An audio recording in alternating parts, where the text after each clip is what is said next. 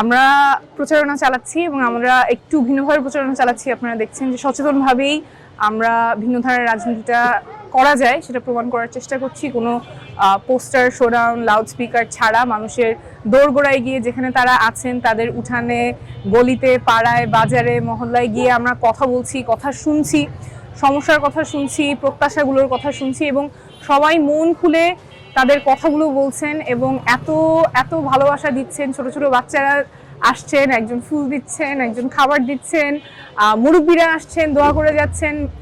যারা রাস্তায় দেখছেন তারা আবার বাসা থেকে ডেকে মুরব্বীদেরকে নিচে আসতে বলছেন, দৌড়ে রিক্সা থামিয়ে নামছেন।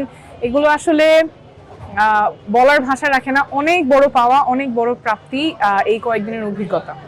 ভোটারদের কাছ থেকে একটা শঙ্কার কথা বারবারই আসছে, সেটা হচ্ছে নির্বাচনে ওনারা নিরাপদে যেতে পারবেন কিনা, বিগত বছরগুলোর মতো আবার ভোট কেন্দ্র দখল হয়ে যাবে কিনা, ওনারা ভোট দিলে সেটা আসলে সুষ্ঠুভাবে গণনা হবে কিনা, নিরাপদে ওনারা ভোটটা দিতে পারবেন কিনা। এই শঙ্কাটা যদি থাকে, আপনারা জানেন যে গণতন্ত্রের জন্য কিন্তু তখন এটা একটা বড় অন্তরায়। মানুষ তখন আর ভোট কেন্দ্রে হয়তো যাবে না যদি তারা মনে করেন তারা নিরাপদে ভোটটা দিতে পারবেন না।